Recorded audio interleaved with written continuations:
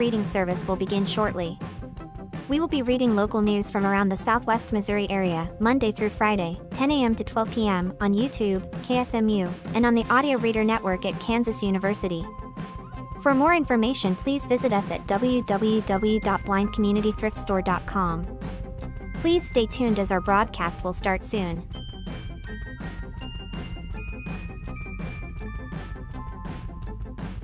Please remember to like, comment, and subscribe on our YouTube channel now. At Blind Community Thrift Store on YouTube, and more info about this radio reading service, Navalins, and the Blind Community Thrift Store at www.blindcommunitythriftstore.com. The Blind Community Thrift Store radio reading service will begin shortly.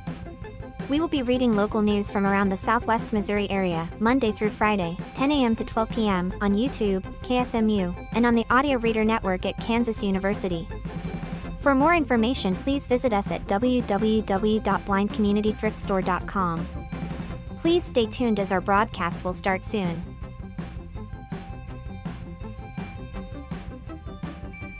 Please remember to like, comment, and subscribe on our YouTube channel now. At Blind Community Thrift Store on YouTube, and more info about this radio reading service, Navalins, and the Blind Community Thrift Store at www.blindcommunitythriftstore.com. The Blind Community Thrift Store radio reading service will begin shortly. We will be reading local news from around the Southwest Missouri area, Monday through Friday, 10 a.m. to 12 p.m. on YouTube, KSMU, and on the Audio Reader Network at Kansas University. For more information, please visit us at www.blindcommunitythriftstore.com. Please stay tuned as our broadcast will start soon.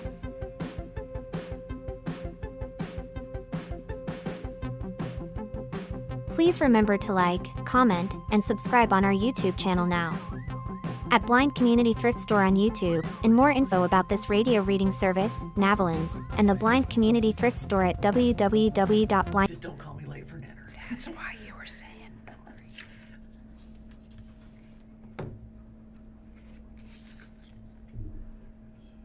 The time is 10 a.m. You guys are ready. Thank you for tuning into the Blind Community Thrift Store radio reading service. My name is Nikki, and I'm here with Dory. We invite you to listen to our broadcasts both live and on demand. Our live sessions are available on the Blind Community Thrift Store YouTube channel, Monday to Friday, between 10 a.m. and 12 p.m. each week. Additionally, you can access on-demand content through the Audio Reader Network, which offers a wide range of audio materials for the visually impaired community. To explore content from our Audio Reader Network, please visit www.reader.ku.edu. The site provides details about accessing content via Amazon Alexa, Audio Reader Network mobile app, and information on receiving a radio to listen to the broadcast by KSMU Radio. All broadcasts are played over KSMU's subcarrier airwaves at 67 kHz on 91.1 from 3 p.m. to 5 p.m. Monday through Friday. Contact Audio Reader Network for information on receiving a pre-programmed radio. And from the Springfield News-Leader, Central High School students walk out to show support for immigrants.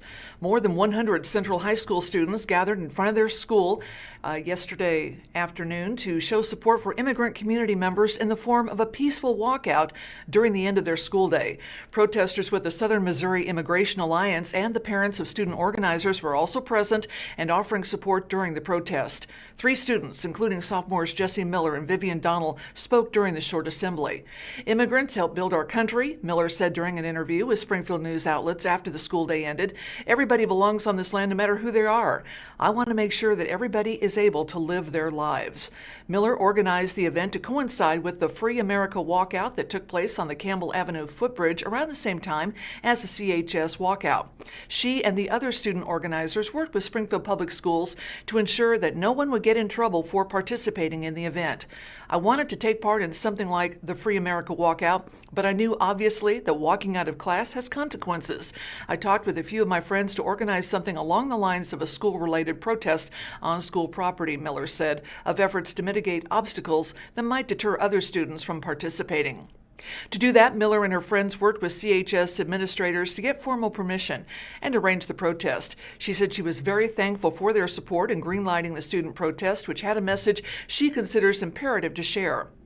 This is a message that transcends less than 20 minutes of class.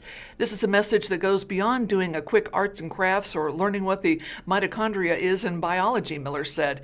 It's such a strong message that really needs to be heard beyond those 20-30 minutes of class. According to a statement sent by Teresa Bledsoe, Communications Director for SPS, the district is committed to allowing students the ability to exercise their First Amendment rights.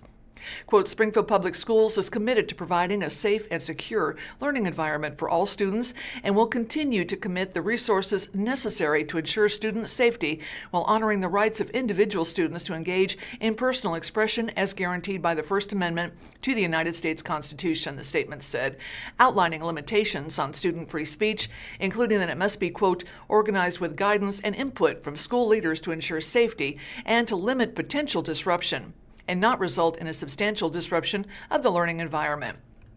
Following student speakers, CHS Principal Jeremy Brown thanked organizers and those gathered for their courage. Quote, we got full support from our administrators, Donald said. It was just huge because I don't think we were going to get that much support from our administrators, but they wound up saying, quote, hey, we'll catch you if you fall. You've got this, you're amazing, and you're going to do great. According to the National Center for Education Statistics, Central High School is one of the most diverse high schools in SPS. Its student body is 62% white. Parkview High School is the only SPS high school that is more diverse, with white students making up 60% of its student body. The diversity of Central High School is part of why Donald felt it was important to act. Quote, a lot of my friends at Central are those who are immigrants or non-native English speakers. My friends mean a lot to me, and they're some of the most important people in my life, Donald said, adding that the negative treatment her friends received didn't line up with how sweet, kind, and amazing they are, and that those friends were hesitant to speak up.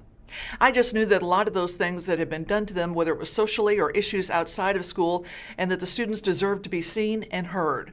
While many of the students at Central High School are not yet old enough to vote, that doesn't preclude them from being concerned about the state of the world, she said.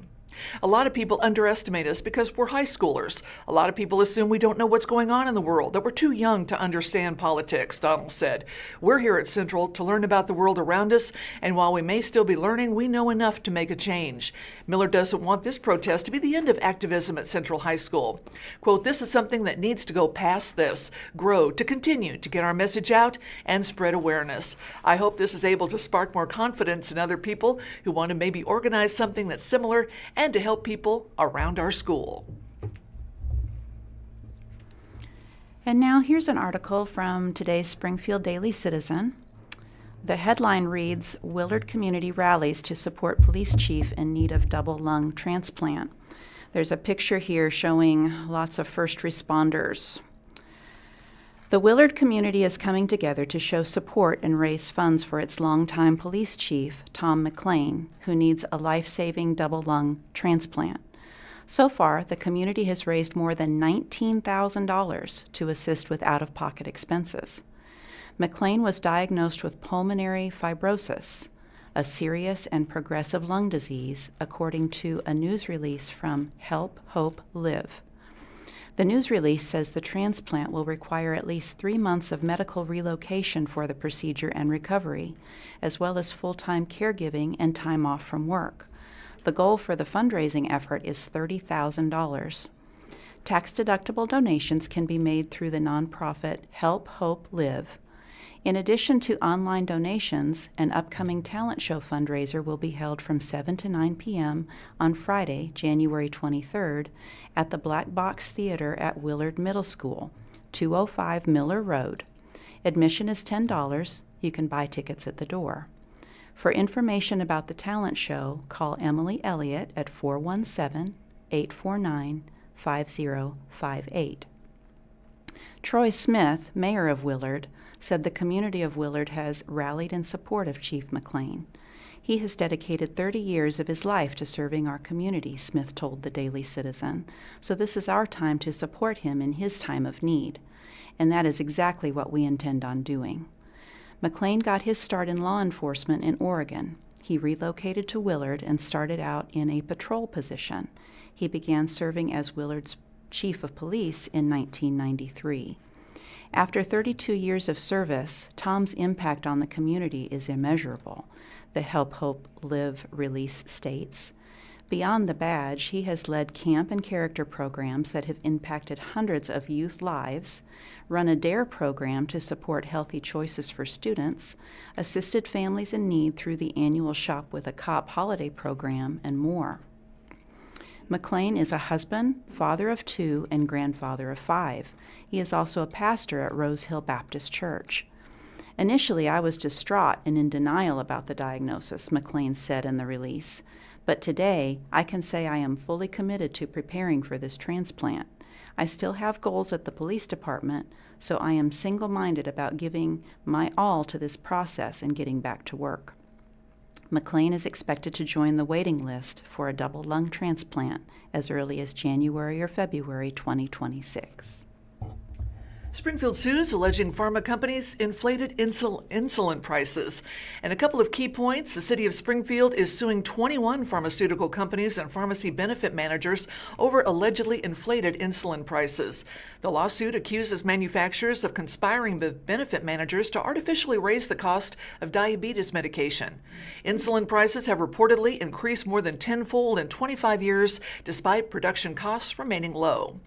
The city of Springfield has filed a lawsuit against 21 pharmaceutical companies alleging insulin and other diabetes medicine manufacturers conspired with pharmacy benefit managers, also known as PBMs, to raise prices on medication.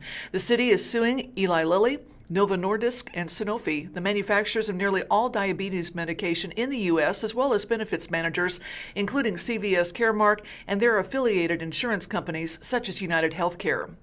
The lawsuit accuses these firms of deceiving and overcharging payers of prescription medication benefits, including the city of Springfield, to artificially inflate prices of insulin and other diabetes drugs to turn a profit.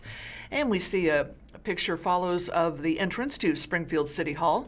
The city has used Express Scripts and CVS Caremark as its PBM since at least 2003, according to the lawsuit.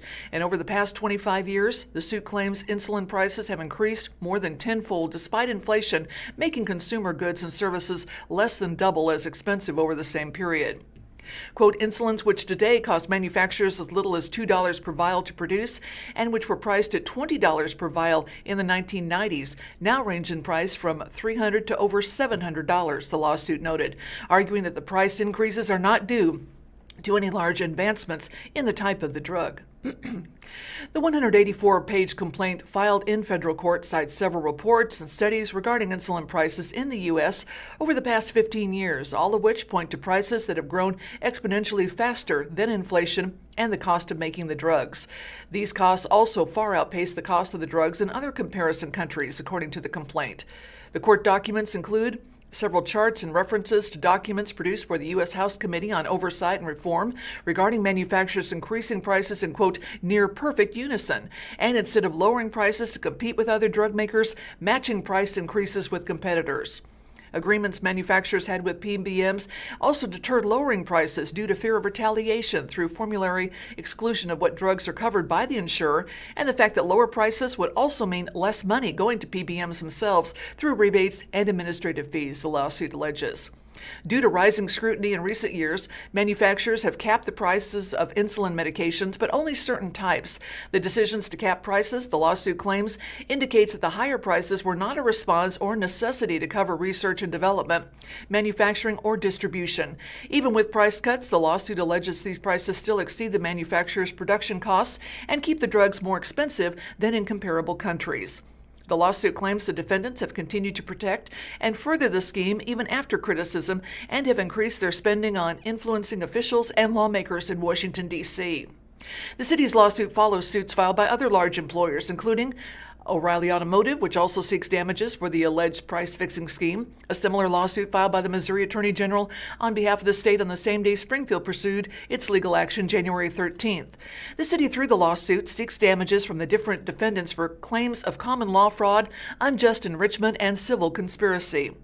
A Lilly spokesperson provided a written statement regarding the lawsuit, noting that other cases in which insulin pricing allegations, quote, have been put to their proof have either met a dead end or settled for no money. According to reporting by Reuters, Lilly settled a lawsuit with the state of Minnesota in February of 2024, agreeing to cap prices to $35 and donate insulin to local clinics.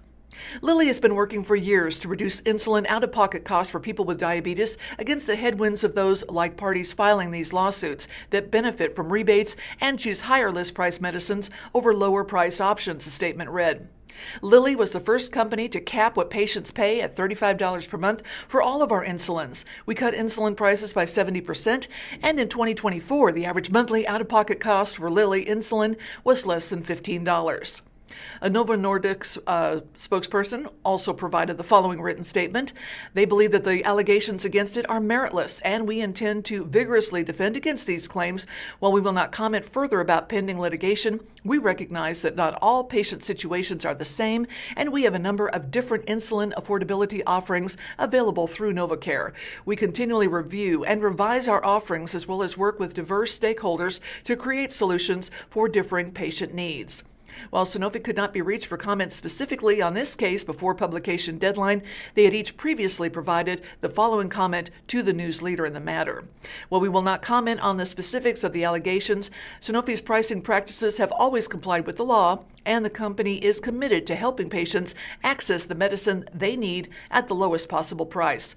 Following through on that commitment requires Sanofi to navigate a complex environment. Under the current system, savings negotiated by health insurance companies and PBMs through rebates are not consistently passed through to patients in the form of lower copays or coinsurance. As a result, patients' out-of-pocket costs continue to rise, while the average net price of our insulins decline. Sanofi believes that no one should struggle to pay for their insulin, regardless of their insurance status or income level, which is why we have a suite of innovative and patient-centric savings programs to help people reduce their prescription medicine costs. And this article is from the Springfield Daily Citizen. The headline reads, Springfield's Wheelhouse Restaurant shuts down after brief downtown stint. There's a photo here of the restaurant itself. We hate to say goodbye, but it has become economically unsustainable to keep operating at this level, the company said on January 17th. The wheels on one of Springfield's food truck-turned restaurants have come to a standstill. The Wheelhouse, located at 307 South Jefferson Avenue, served its last customer Saturday, January 17th, according to a company Facebook announcement. It was a short downtown run for the restaurant, which held a grand opening at the Jefferson Avenue storefront in May of 2025, according to previous Daily Citizen reporting. The restaurant cited financial problems in the post as the reason for closing. We hate to say goodbye, but it has become economically unsustainable to keep operating at this level, the company said in the January 17th post. The team deserves stability, and that is something that we have struggled with since opening in May. Restaurants are a tough business, and while the restaurant was everything we could have hoped for and more, the business unfortunately did not follow. The Springfield Mexican-Thai fusion restaurant, which started as a food truck around 2012 and moved into a brick and mortar in 2018, was housed in the Vibe Best Western on East Sunshine Street until the move to downtown Springfield in May 2025. With the move downtown, Wheelhouse hired additional staff and new chefs to come up with menu concepts. Brothers Lijah and Logan Sparlin purchased the business in 2023. Well, we all want to know, when can you start filing taxes in Missouri? What to know for 2026? A new year means fresh goals and resolutions, but it also means another tax season is nearly upon us. This year's filing season will look just a little bit different from previous years, as several new tax law provisions of President Trump's, quote, one big beautiful bill will go into effect, which could impact federal taxes, credits, and deductions.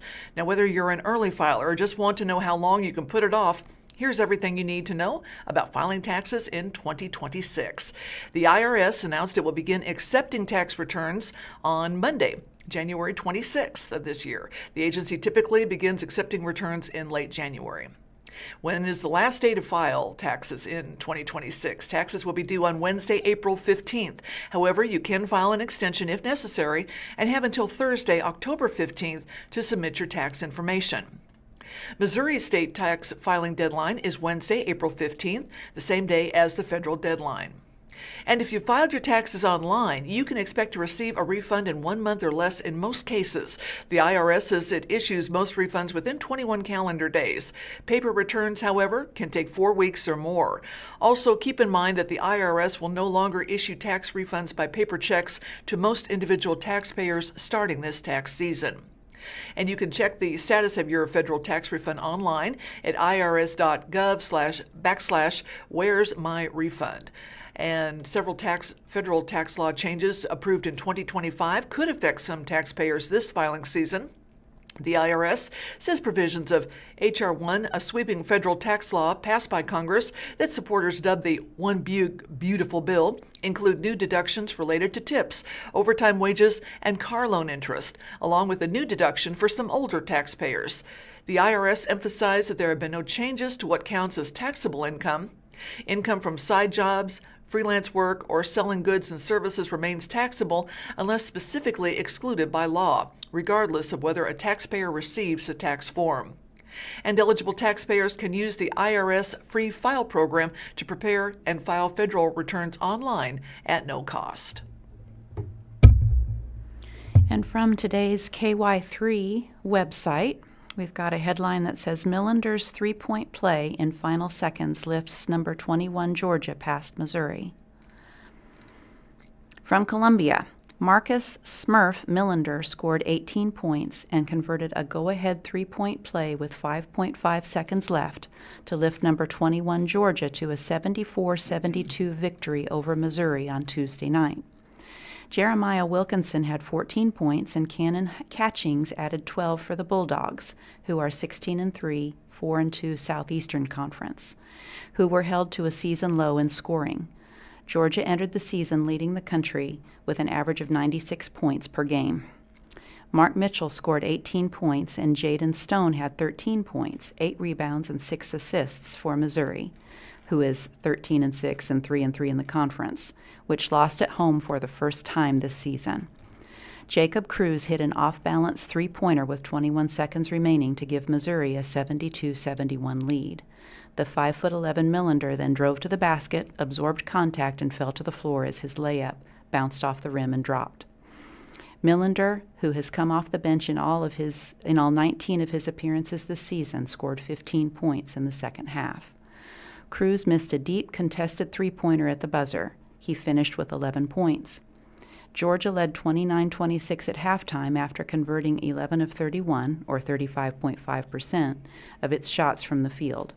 The Bulldogs shot 36.9% for the game. Up next, Georgia is at Texas on Saturday, and Missouri hosts Oklahoma on Saturday. And proposals to expand Missouri private school voucher program hit tight budget. A couple of key points. Missouri lawmakers are considering expanding the state's Missouri Scholars Private School Voucher Program. The program, which subsidizes K-12 education outside of public schools, faces funding challenges despite a proposed budget increase. Other bills aim to increase accountability for private schools that receive state money. Missouri lawmakers are considering expanding the state's private school voucher program with proposals to open eligibility and remove demands on private schools who accept voucher funds. But the program, which has spent a majority of the $50 million it received in-state funding this fiscal year, may lack room to grow, with Governor Mike Kehoe proposing only a small bump for Missouri scholars alongside a cut of $600 million from the state budget. Most scholars uses state money funded directly in the state budget and indirectly through tax credit donations to subsidize K-12 education outside a student's local public school.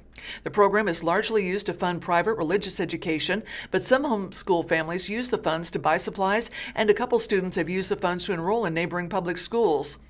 The program, in its fourth year, provides scholarships to over 6,000 students, thanks in part to a large infusion of $50 million of general revenue last year. And what follows is a picture of State Treasurer Vivian Malik speaking during a rally in the Missouri State Capitol, and he oversees the Scholars Program. Malik's office is seeking to more than double the number of students served by this program. And his office, as we just mentioned, oversees most scholars and wants to keep the momentum going this fiscal year. Malik's office has asked for $100 million in its budget request for the program, seeking to provide funding for 13,000 students next school year. Kehoe, who lauded the program's success in his State of the School speech Tuesday, January 13th, budgeted $60 million in state funds to most scholars. This program is working, he said, and Missouri families are counting on it. Malik's office has already spent nearly $40 million on scholarships this fiscal year, according to the Missouri Accountability Portal.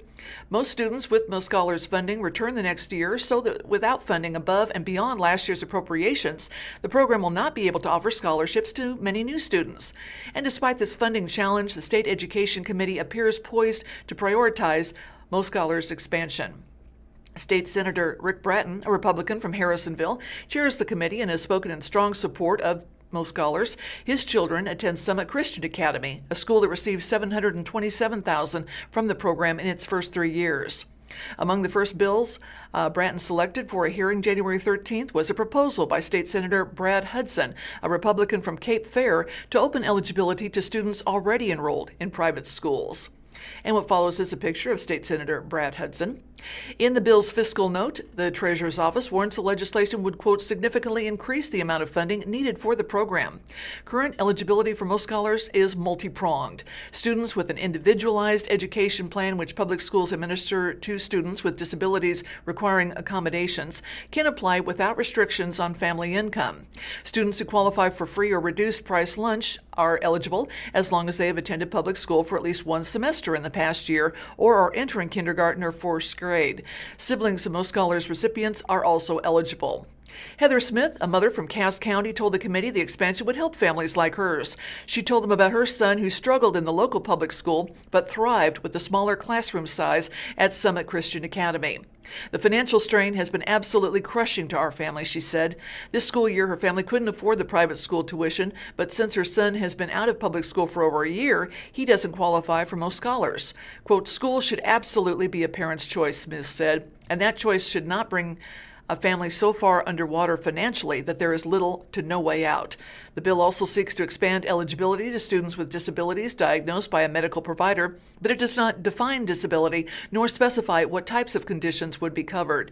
In addition to expanding program eligibility, Hudson's bill would require judges to allow organizations representing parents to intervene in cases challenging the Most Scholars statute.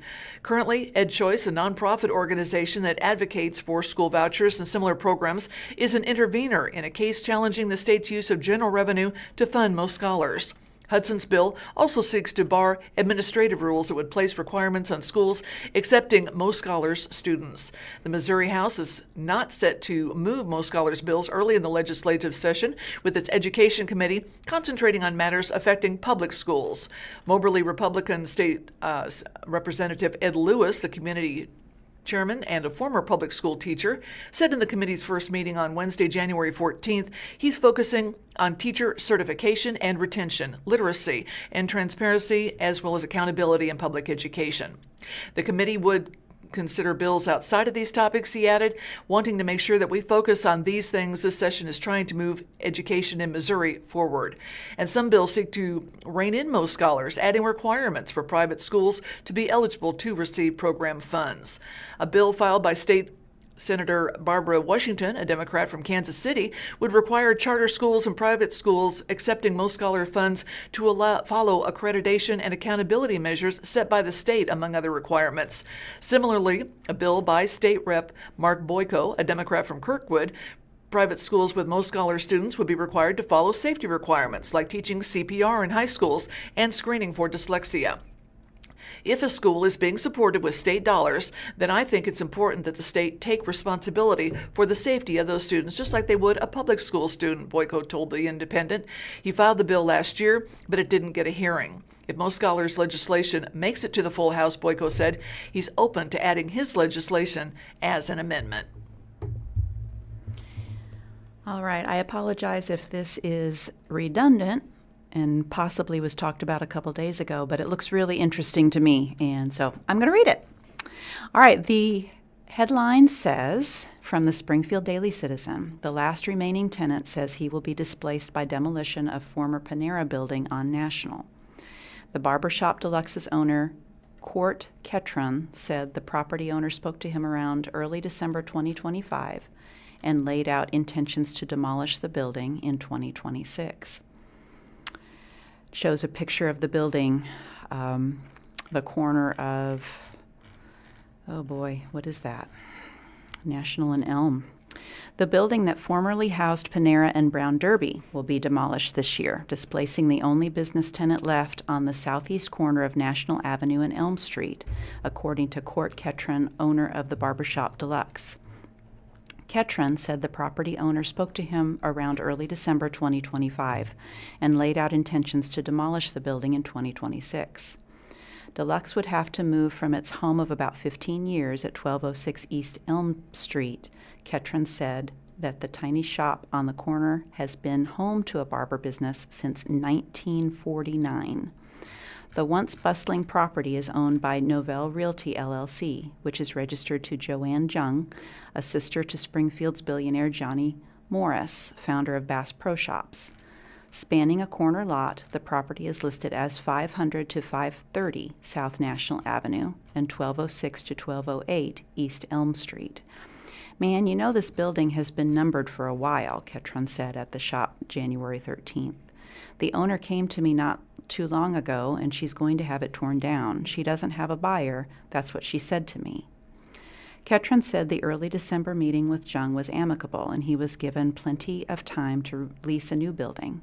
In early January, the Barbershop Deluxe announced on Facebook that it will open at 1667 East St. Louis Street on February 24, 2026. Jung's visit to the barbershop was very, very respectful, Ketron said. It's not like I just got booted out. I don't want anybody to say that. She told me that the building was coming down, but she didn't know when, unquote. There's no demolition permit on file with the city. This follows a string of business closures. In the interview with the Daily Citizen, Ketron said crews had been out to inspect certain aspects of the property in the last few weeks. Some men inspected the pipes in his shop, and at a later date, a crew came out to make various measurements. The City of Springfield does not show any active cases for the property and has not issued any of the required permits for demolition, Cora Scott, the city's Director of Public Information and Civic Engagement, said in a January 13th email to the Daily Citizen. Multiple attempts to reach Jung for comment for this article were not successful. Novell Realty lists its contact as the address of Brown Derby and Wine Center at 2023 South Glenstone Avenue. Due to renovations, the wine center is closed. Joanne Jung and her husband Ron own the wine center. The nearly 22,000 square foot property on the corner of National and Elm was last sold in 2008, according to Greene County Assessor's Office records. The property was appraised at $1.08 million. In late 2024, the city designated the property as blighted, according to previous Daily Citizen reporting. The building was home to Panera, known as St. Louis Bread Company for a lengthy period, for about 30 years. The bread and coffee business permanently closed after a vehicle drove through a wall of the restaurant in early 2023. Later that year, Brown Derby, which was in the unit next to Panera, closed its doors. The liquor store business closed a number of its Springfield stores at that time. For over 2 years, the Barbershop Deluxe has been the only business left at the once bustling property. While Ketron is excited for the move, the barbershop owner said it will be hard to officially say goodbye to location that he owned for 15 years. That same location held a legacy as a barbershop for more than 75 years. The truth is, I hate to leave the old joint, Ketron said, so I hung out as long as I could. For fans of the barber shop, don't worry. The trinkets, decorations, and furniture that adorn the shop will all be coming with the business in the move, Ketron said. The new store on St. Louis Street will be bigger, and the barber said he's looking forward to having that additional space. It's a little bit bigger of a space, but it's not unmanageable, Ketron said. I'm looking forward to being able to spread out a little bit. Ketron said he doesn't see the move affecting his business much.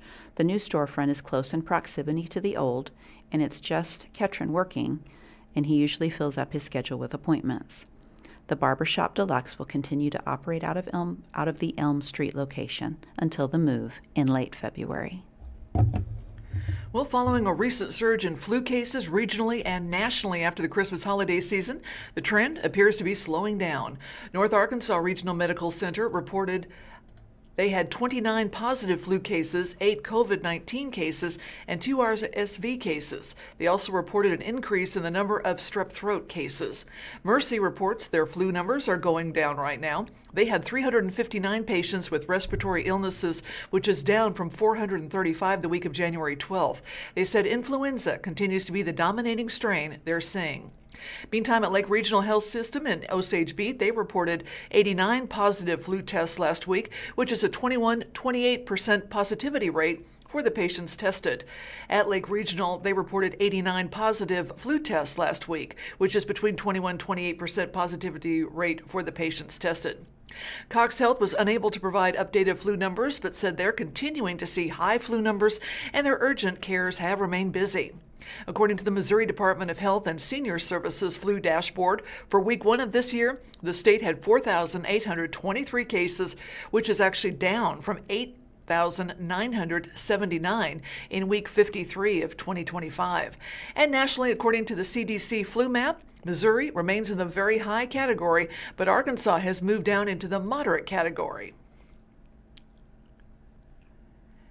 And one other quick note here, Springfield Airport is seeing a new passenger record as growth surges.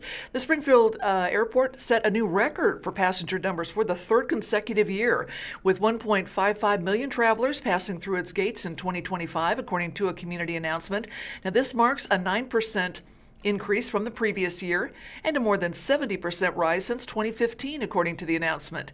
Springfield Airport's growth is outpacing aviation industry. The Springfield Airport continues to see year-over-year growth that outpaces the aviation industry. Brian Wheeler, Director of Aviation SGF, said in the announcement, 1.5 million annual passengers is a milestone, and we are thankful for the community for flying Springfield. Several factors are contributing to the upswing, including the strong performance of the local economy and the region's population growth. Other airport metrics also show improvements. 1.89 million gallons of aviation fuel were loaded on board aircraft, a nearly 13% increase over 2024. Flights leaving Springfield were 87.1% full on average, with over 11,000 scheduled flights operating in 2025. That's an increase in scheduled flights of 8%. And we see a picture of the Springfield Airport and passengers with their luggage and looking for their flights.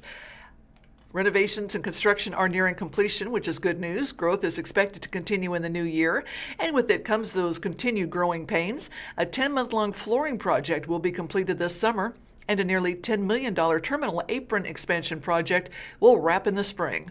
Also coming this year are improved passenger amenities, including an automated exit lane and electric vehicle charging stations.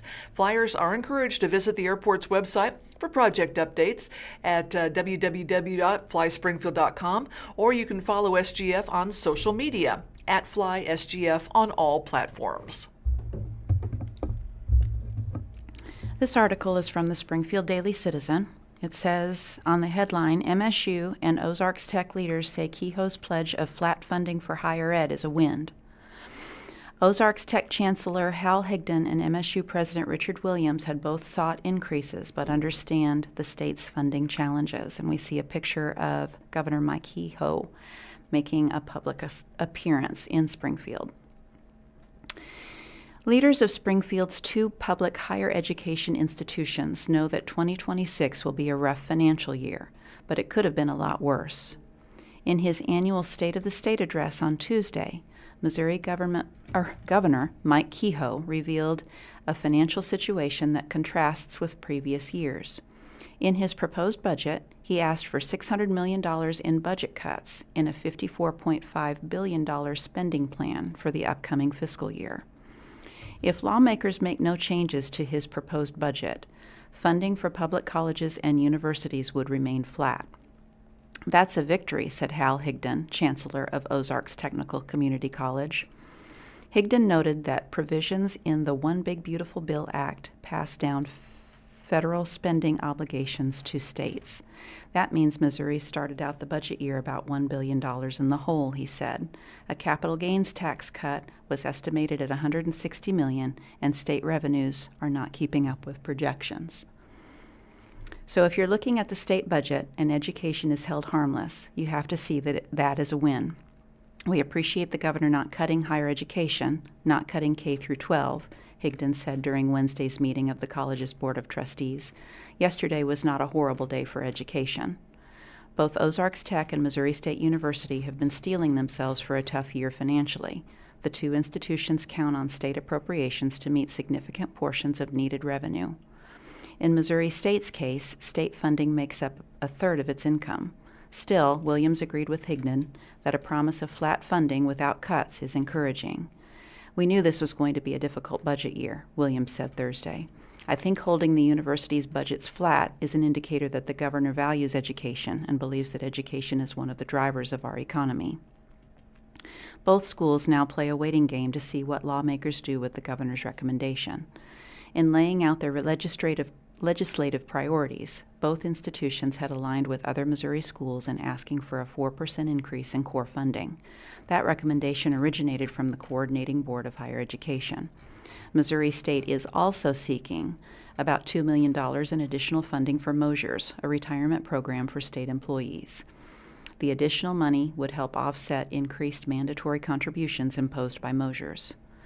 About $2.1 million through the MO Excels program to fund a boost of its undergraduate psychology program and to establish a PhD program in the field. About $23 million for a renovation of McDonald Arena. The university plans to make the building a new home for its ROTC program and School of Defense and Strategic Studies. Ozark Tech is asking for full funding of 2 state programs that address workforce needs and bring more students to its campus.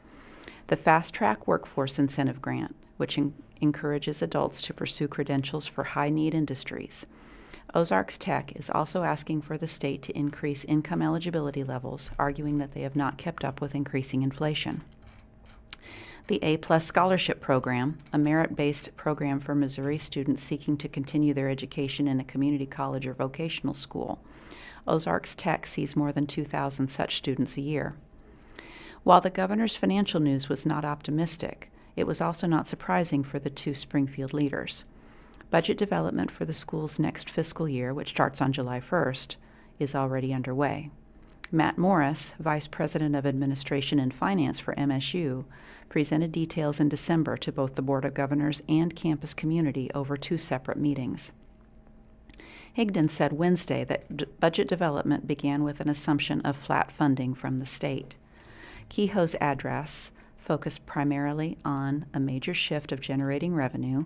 He proposed asking voters to approve a 5-year phase-out of the state's income tax and replacing that revenue with an increased reliance on sales tax. Williams said that he appreciated the governor's interest in competing with other states economically, with a particular interest in agriculture. MSU offers a variety of programs in the field across its Springfield and West Plains campuses. I was grateful that he stated the importance of agriculture in the state, as agriculture is a significant part of Missouri State University, Williams said. I liked his desire to embrace innovation and his willingness to do things differently.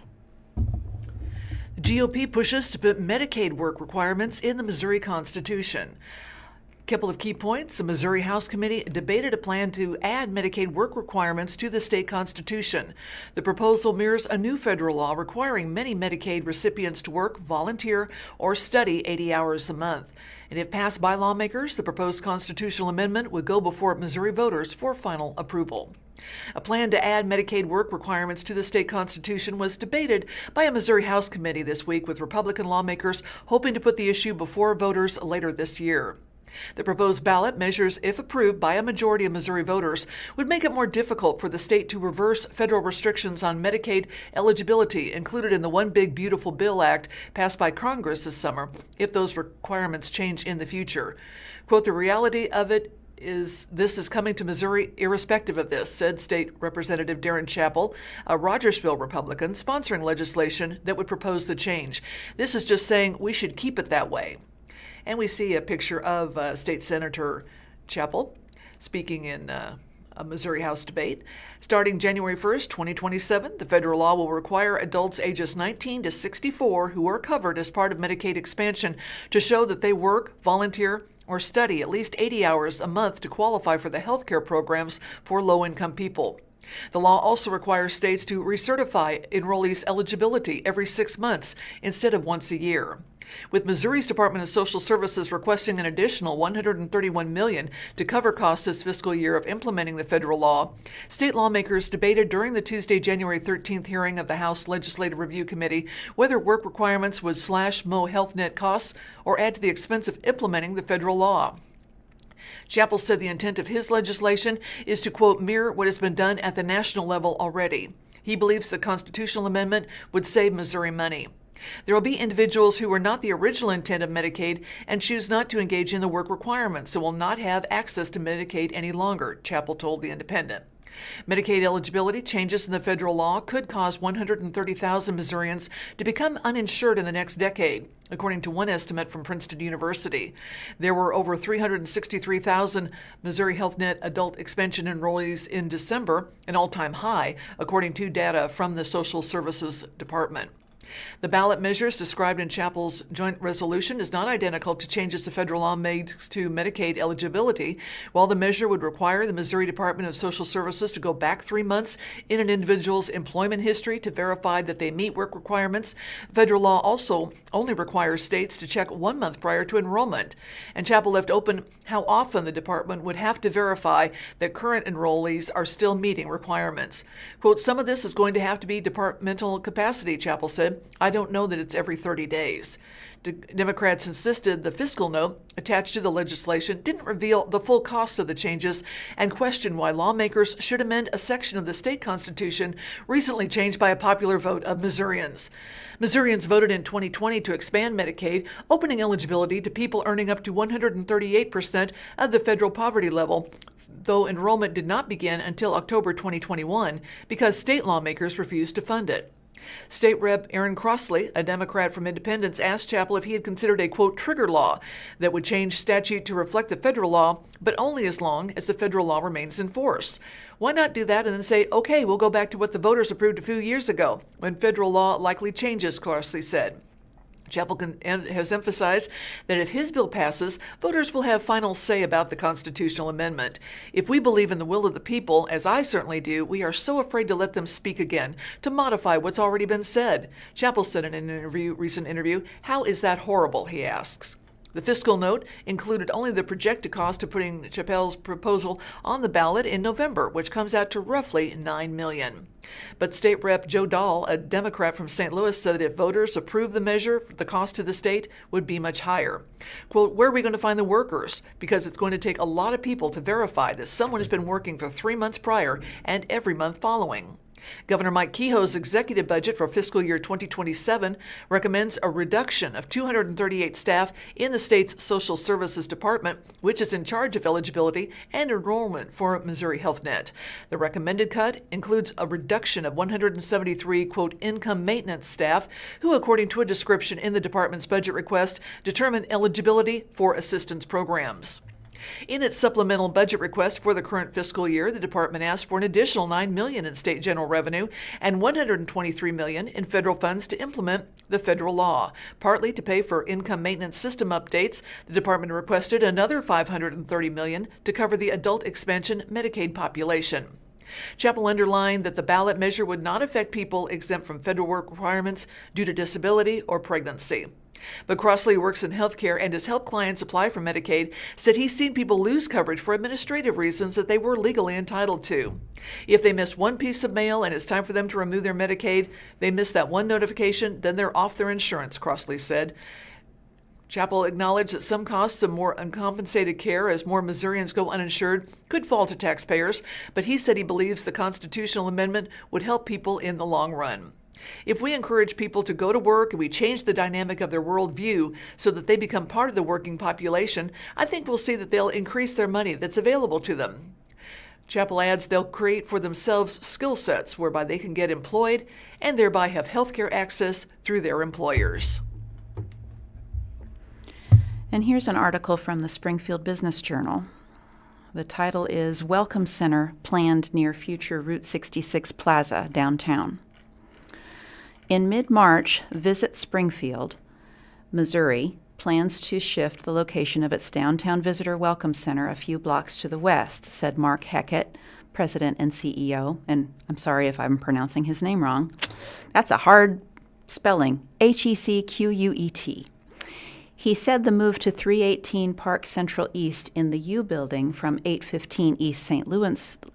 Louis Street is a bid to leverage better foot traffic to promote the city's offerings to more people.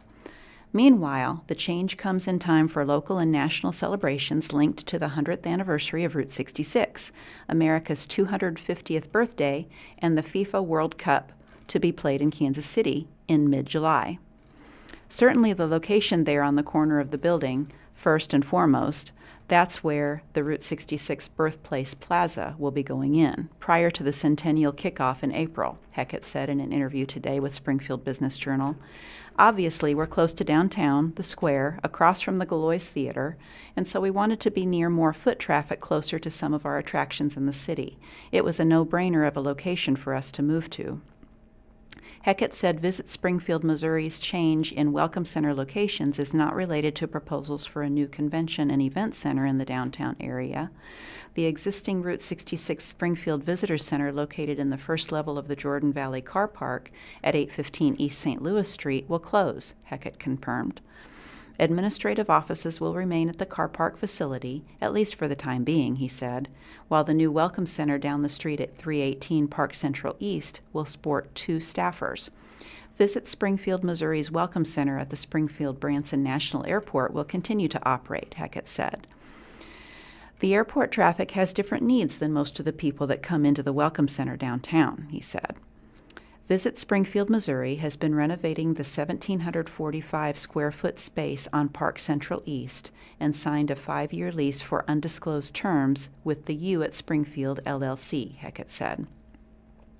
With those huge events coming later in the year, we want to make sure we can deliver the best experience possible for every visitor coming to Springfield, Heckett said.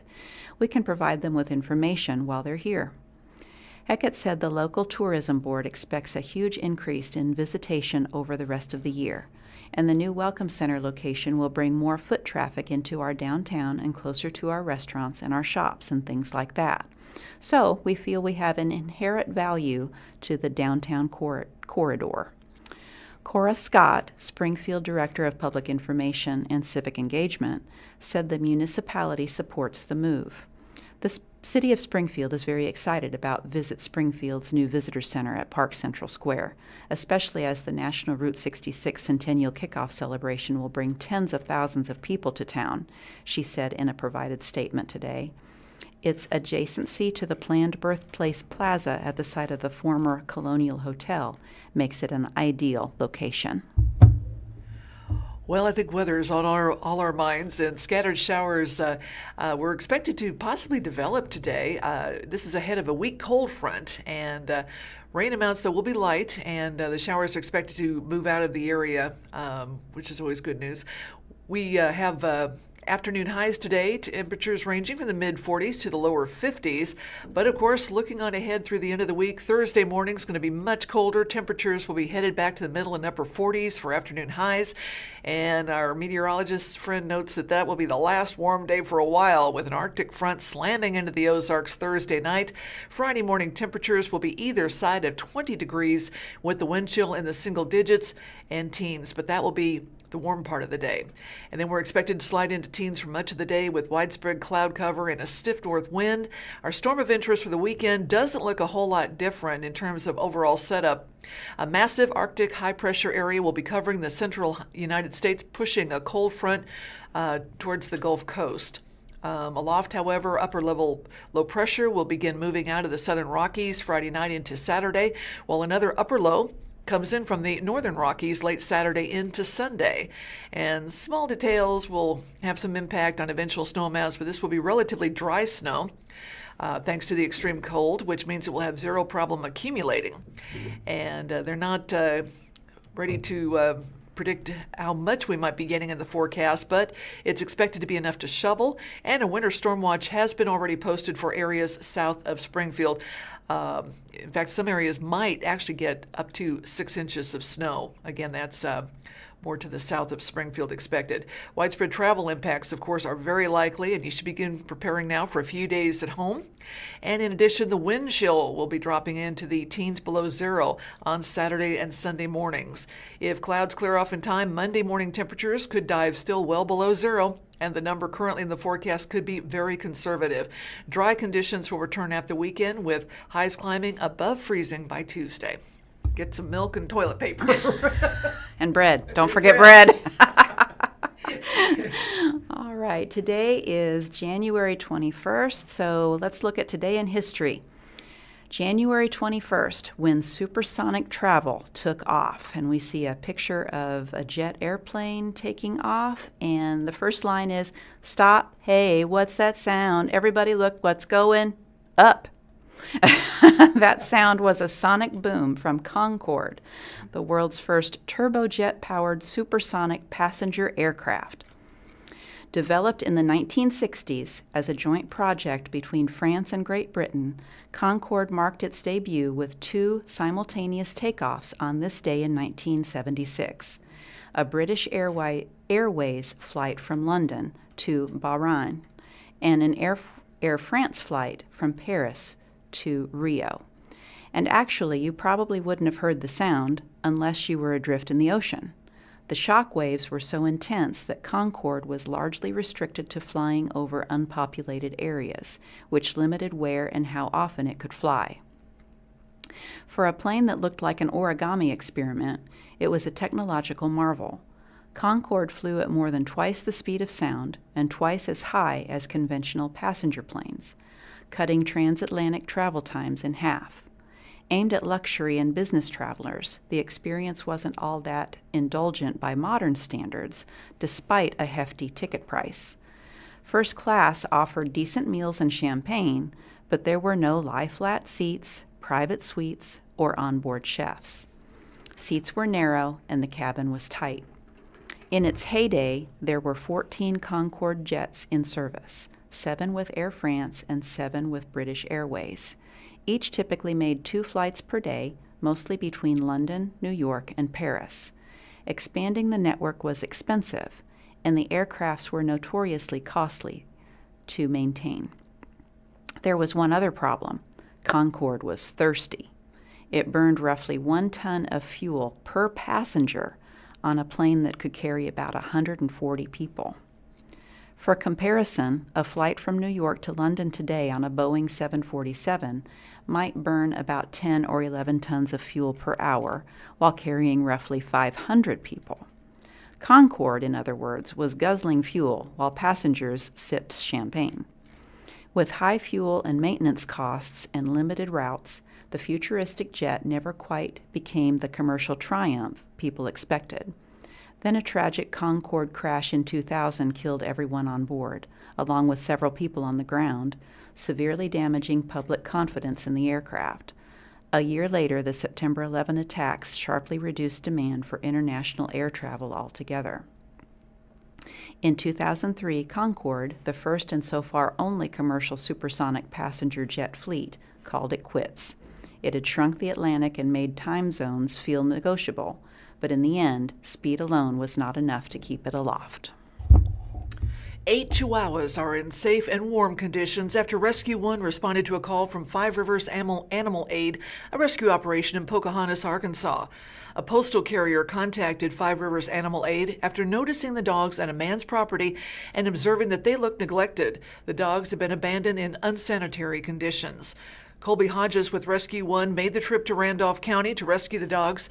She says the organization normally does not travel that far, but this case is part of an alarming trend. The further south you go, the worse it seems to get. Said Rescue One veterinarian Colby Hodges, there's just an abundance of people that aren't getting their animals spayed or neutered, and then people that treat them like items.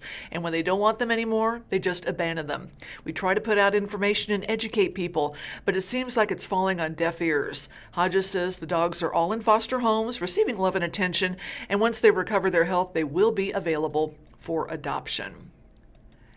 And a former Springfield firefighter died after being involved in a 3-vehicle crash on US 65 yesterday.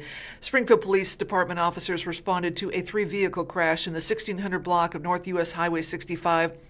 Yesterday morning at 7:54, Willis King, 57, was driving north in a 2008 Buick LaCrosse when he hit the back of a Dodge Ram and left the roadway to the right, according to an SBD news release. The initial impact caused the Dodge to hit a Ford Explorer. King of Fordland was taken to a hospital where he died, according to the release. He'd retired from the Springfield Fire Department in 2018 as a fire equipment operator. King had served the Springfield community for 24 years. This was Springfield's first fatal crash in 2026. The circumstances of the crash still under investigation, and anyone with information should contact the department at 417-864-1810, or you can make an anonymous tip to Crime Stoppers at 417-869-TIPS 8477 or online at p3tips.com.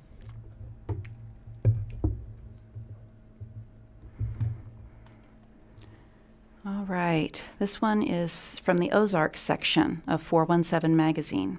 Winter off-roading in the Ozarks. Sounds like a fun thing for a ride. Whether you're a thrill seeker or looking for a new way to view the Ozarks foliage, Seymour Off-Road Rentals has the literal keys to your next adventure. This business, owned by Cox Health physician Eric Van Riesen, offers a variety of Polaris off-roading vehicles for rent, from zippy 2-seaters perfect for cruising country roads to 4- and 6-seaters, ideal for trekking the rocky terrain at Southern Missouri Off-Road Ranch. An avid off-roader, Van Riesen successfully petitioned Webster County officials to permit off-roading vehicle usage on county roads. He hopes this partnership and his business's rental fleet encourage more tourism in Webster and surrounding counties and bring more visitors to SMORR. This partnership also means renters can drive or ride in vehicles the 5 miles from Van Riesen's downtown Seymour location directly to SMORR's 900 acres of rocky trails, creek beds, and adrenaline-spiking climbs. Their amenities include a well-stocked outfitter, campground facilities, and weekend food trucks. SMORR's trails close for the holiday season from late November through March, but catch it while you can, beginning about the middle of March. Springfield Art Museum's renovation project moves forward with the foundation's new leader. Kate Francis, we see a picture of her. She's the first executive director of Friends of the Springfield Art Museum, the museum's foundation, and she moved into that job on January 5th. Kate Francis avoided many of the first-day jitters that comes with starting a new job when she became that first executive director of the Friends of the Springfield Art Museum. After all, she is currently the foundation's only employee, and it wasn't a big career change for the former museum affairs officer in charge of development and fundraising. Quote, "Really, it's the same job as what I was doing at the Art Museum," Francis said in a January 13th interview. "Those responsibilities have shifted over to the foundation as well as administrative stuff. So a lot of those policies and procedures and best practices that need to be put in place since the foundation is now a real live boy or girl is what's gotten added to my plate. The fundraising side has always been the same." The fundraising, of course, is vital as the foundation works to fund Phase 2 of the Springfield Art Museum's massive multi-year renovation and expansion project. The foundation board members are thrilled to have Kate serve as the organization's first executive director. Foundation Chair Sonia Wise said in a press release, the foundation recently underwent a strategic planning exercise with consulting firm Alexander Haas, and it was clear that now was the time to hire an executive director and formalize the foundation as an independent, active, and impactful fundraising partner for the Springfield Art Museum and the City of Springfield. Next is a picture of the Springfield Art Museum. There's some inside baseball behind the job change for Francis. The Springfield Art Museum Foundation as the fundraising arm for the museum was first conceived in 2018, while Friends of the Springfield Art Museum had existed since 1982 as a membership organization.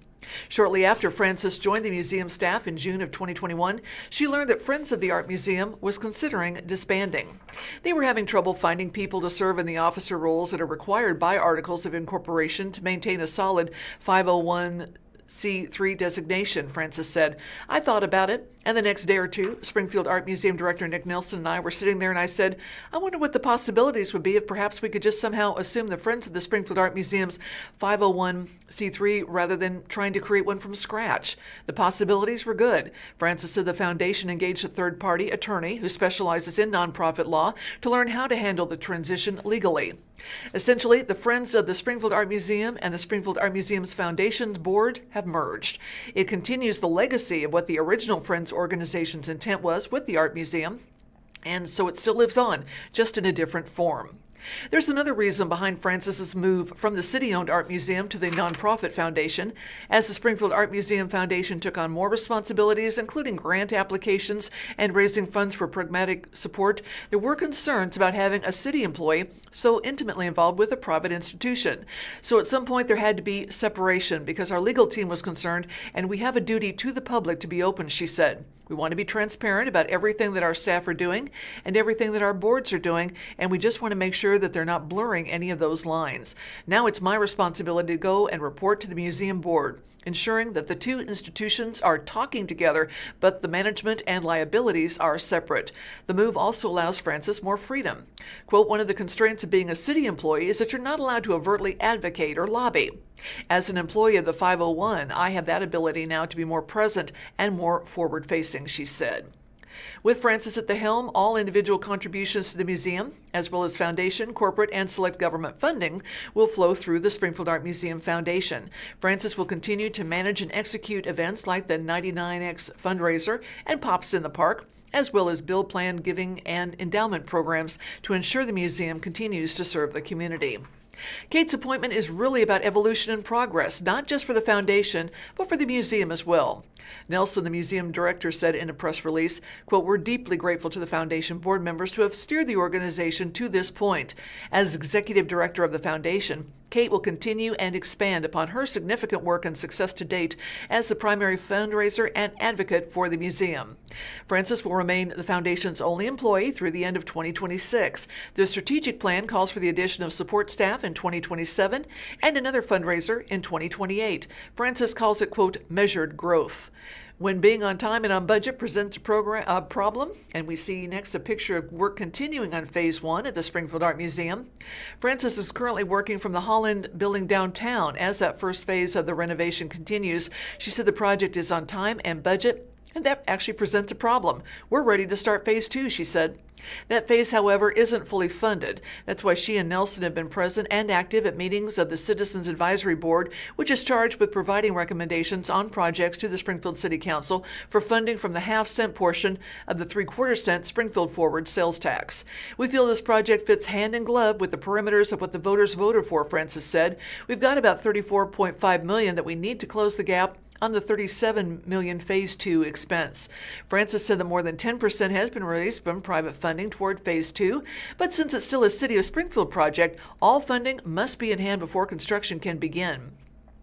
The most cost-effective and efficient way to ensure that Phase 2 starts as soon as Phase 1 is over is to get a large allocation from that board money. Now we have asked for it for over 2 fiscal years, she adds. We don't want to take all the money in one fiscal year. And so the benefit of the foundation is we can assist with financing to offset the money that won't come in until the fiscal 2028 year.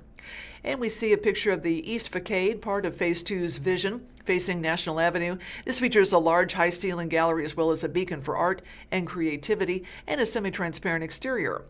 The next meeting is scheduled for January 22nd, and that could vote on where they could vote on funding for Phase 2. In the meantime, Frances continues to fundraise. She said the foundation has 6 figures worth of contributions that are under consideration right now, and there will still be naming opportunities that people can invest in. If the board approves of Phase 2 funding, any extra money raised by the foundation would ideally go into an endowment. We want to ensure that we open this brand new, fabulous, incredible museum and be able to sustain it for another century, Frances said. The thing that the Art Museum has been missing in the last century is an endowment to help support operational growth year over year, as well as maintenance of the building. So even if we get that large influx from the half-cent sales tax, we'll still continue to fundraise because we want to build that endowment to sustain the institution. And anyone interested in contributing is invited to reach out to Frances directly. More information can be found on the Friends of the Springfield Art Museum website. We are broadcasting from the Blind Community Thrift Store, which is a spacious 17,000 square foot thrift store located in Springfield, Missouri. It holds the distinction of being the first retail store worldwide to incorporate Navalins technology, which significantly enhances accessibility for the blind, visually impaired, and non-English speaking individuals. This innovative system enables customers to navigate and shop with minimal assistance, fostering independence and confidence. The store operates as a nonprofit organization dedicated to generating funds that support the provision of adaptive technology and training for the blind and visually impaired community, often at little to no cost. Visitors can learn more about the organization and access its services by visiting the store in person at 2713 North Kansas Expressway, Springfield, Missouri, or by exploring the website at www.blindcommunitythriftstore.com.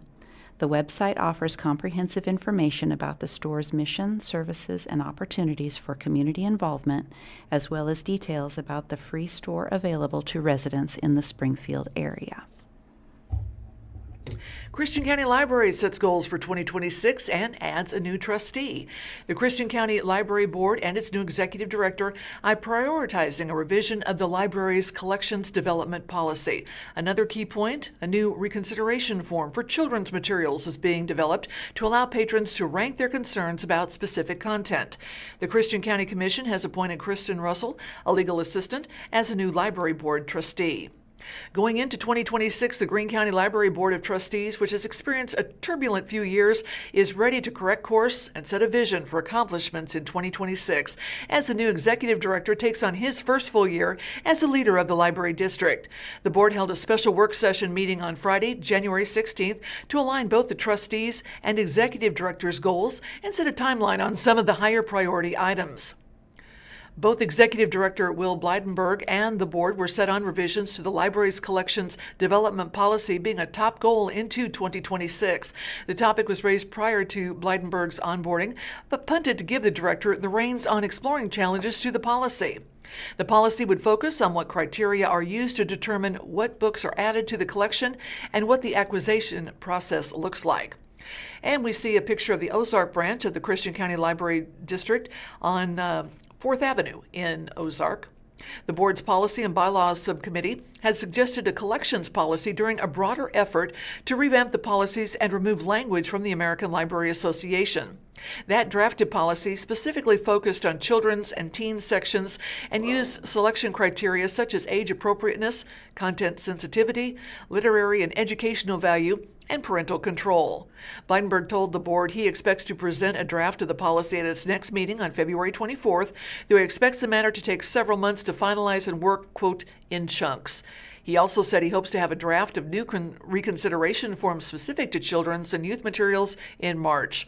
Blydenberg said the new form would likely include 6 to 7 categories that those with concerns could fill out and rank according to how egregious they consider the material to be pertaining to that content category.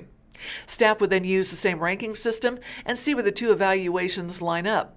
While not considered yet, he said there could be an online version of the form also. Other topics discussed during Friday's nearly 3-hour-long meeting included the desire for the board to have easier access to the library's financials through streamlined software, exploring ways AI could be used or incorporated to help patrons and staff, and several beautification and community engagement initiatives in the works for 2026, including a bird feeder live camera at the Ozarks branch. All right, and today is actually International Sweatpants Day. Sweatpants, which are known as tracksuit bottoms or jogging bottoms in some countries, are celebrated today internationally. They are usually worn for athletic or comfort purposes and have traditionally not been worn in a work environment. Recently, they have started being worn outside of the home for reasons besides athletics. Some have become more fashionable and have been associated with gym culture and hip-hop culture. They are usually made of cotton or polyester, are baggy, and often have an elastic waistband. They can be any color, but traditionally have been gray. They were introduced in the 1920s by Émile Camusset, the founder of Le Coq Sportif, a sports equipment and clothing company. The original sweatpants were knitted gray jersey pants, which were designed to help athletes exercise easier. So, how do you observe International Sweatpants Day? Well, of course, by wearing sweatpants. As International Sweatpants Day always takes place on a weekday, it isn't a day to sit at home on your day off, but a day to go to work or school or do your other everyday activities outside of the house while wearing sweatpants. Okay, I don't necessarily think you should probably do that if you work in a professional environment, but, it's up to you. Happy International Sweatpants Day. And among larger area districts, only Ozark will have an election for school board. 5 candidates will be running for 3 open seats on Ozark School Board. Elsewhere, many incumbents filed to serve another 3-year term, and Nixa and Willard districts are to seat newcomers. And this is a article from the Springfield Daily Citizen, and we see a picture of the central office for the Ozark School District, housed at the Ozark Innovation Center. Among the region's largest school districts, Ozark is the only one will have a contested school board election in April. 5 candidates have filed to run for 3 open seats on the Ozark School District Board of Education. All 3 of the board's incumbents are seeking their seats again. Incumbent Amber Bryant, current president of the board and first elected in 2023, she works as Employee Services Director for Christian County. Incumbent Matthew Grocock, who was appointed to the board in 2025. He's an attorney and president of PMA Holdings, LLC. Incumbent Christina Tonsing, a math teacher at the high school and collegiate levels. She was first elected in 2023. Newcomer Cindy Baker, a licensed professional counselor with Touchstone Counseling, and Patrick Sullivan, a math professor at Missouri State University. The election will be is held on April 7th. Voters in 2025 elected Sarah Adams Orr and Ray Ann Wade to 2 open seats. Grocock had originally filed to run in that election, but was instead appointed to fill an open seat on the board before the election with a 4-2 vote from board members in January 2025. Grocock and Sullivan were 2 of 9 applicants for that seat. It was opened by the resignation of Guy Calloway, who'd moved away from the area. Other larger school districts in the metro area will not have elections because the number of candidates matches the number of open seats. They joined Springfield Public Schools in not having an election. A Nixa school board member with 18 years of experience in her seat will not be running for re-election. Lynn Dougherty was first elected to the board in 2008. She'll be replaced by newcomer Jessica Broadway, a leadership and success coach who has worked as a volunteer across the district in several capacities. This will be her first governmental position. Quote, "My work focuses on helping people and organizations navigate change, strengthen communication, and make thoughtful decisions," Broadway said. "Locally, I've spent years volunteering in our schools and working alongside parents, teachers, and district leaders. I'm very excited to bring my skill set to this new role." Heather Gromsky, current president of the board, will serve her 3rd term. She's first appointed to the board in 2020, filling the term of a departing member. She works as executive director of the Dar Family Foundation. Alex Bryant, first elected in 2023, will serve his 2nd term. He's a pastor ordained by the Assemblies of God Theological Seminary, and in 2022 ran for the U.S. House District 7 seat as a Republican. Representative Eric Burleson won that primary and then the general election that year. In 2025, 4 people ran for 2 open seats. Bridget Bittinger and Jonathan Lindsay won seats in that election. Republican incumbents returning for another term. All of the incumbents on the Republic Board of Education will serve new terms. Denny Lawson, current president, will serve his 6th term. He was first elected in 2011 and is the Chief Commercialization Officer for SynRx, a biomedical device company. John Parker will serve his 4th term, having first been elected in 2017. He's a financial advisor for Edward Jones. Terry McConnell serves as the board's treasurer and will be serving his 2nd term. He was first elected in 2023 and owns several businesses in the Republic area. There was no election in 2025. Travis Edwards and Robin Davidson were the only candidates to file. In Willard, board members Sutton Berry and Jason Dixon will be joined by newcomer Chad Mathis. Board member Wes Burrell decided not to run for re-election. Mathis is lead pastor of Red Tree Church in Springfield. This position will be his first in a governmental office. While I've previously served in elected leadership roles within churches, serving on a school board is a new and meaningful opportunity for me, he says. I'm truly honored and excited to join the Willard School Board and work alongside such a dedicated team in service to our students, families, educators, and community. Dixon was first elected in 2020 to the board and will serve his 3rd term. He works in freight service for a Class 1 railway. Berry, currently vice president of the board, was first elected in 2023, and he's a product program manager for John Deere. Last year, David Mendito and Amanda Kassler won an election for 2 open seats. And 3 incumbents on the Logan Rogersville Board of Education will run unopposed. However, because the district plans to ask its voters for a bond issue in April, the 3 candidates will also appear on the ballot thanks to provisions in Missouri law. The incumbents who will serve another term include Chance Dukewitz, first elected in 2014, David Ipock, first elected in 2017, and Stephen McDonald, who was first elected in 2023. And this article is actually from OzarksFirst.com. The headline is Joplin moves forward with annexation and rezoning after contentious city council meeting. In Joplin, Missouri, council members and city staff are calling Tuesday night's 7-hour council meeting unprecedented. It was filled with hours of public comments and at times a council chamber that got a little rowdy. The crowd far exceeded the chamber's maximum capacity of 200 people. This forced an overflow of residents to listen from the halls and down on the first floor of City Hall. At issue, and the cause of the meeting, annexation and rezoning of more than 500 acres of the Wildwood Ranch area on the western edge of Joplin. The owner of the property, Jimmer Pinjuve, along with more than 75 citizens, got up and spoke about the voluntary annexation and rezoning of the property and the effort to build a data center. The majority of those who spoke were against the annexation because of that data center.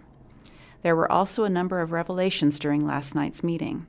Those include a signed agreement between the city and Pinjuve and the fact that some council members say they knew nothing about it, and that Pinjuve signed a non-disclosure agreement with an unknown company to bring a data center to the area. Council members said they wanted to honor the agreement signed with Pinjuve. They requested a copy of that agreement, but we were told we needed to submit a Freedom of Information request to get it. And after hours of testimony and some contentious comments, council members took the first vote to annex the land, and it passed first reading by a vote of 6-3. The second vote, to rezone that land from residential to heavy industrial once it is annexed, also passed first reading by a vote of 7-2. Overwhelmingly, citizens were against the entire proposal and were angered with the council for not bringing them into the conversation sooner. People, I think, are like me when they're not necessarily opposed to annexation, but the purpose of annexation and rezoning has been directly linked to this data center. It's not a hypothetical where it might be used for a dog food plant or a meat packing plant or something of that nature. We know what's going on in there and we can have a voice about it, said Michael Williams, Joplin resident. I feel that this is the only way for us to protect everyone that is in that surrounding area is by putting some restrictions and some limitations on what can be done on that property, which right now is anything the owner wants it to be, said Doris Carlin, Joplin council member. At their next meeting, the council will take up this discussion again for a second and third reading. It is important to note that many of the council members involved in this discussion and the votes for or against it are not running for re-election this April.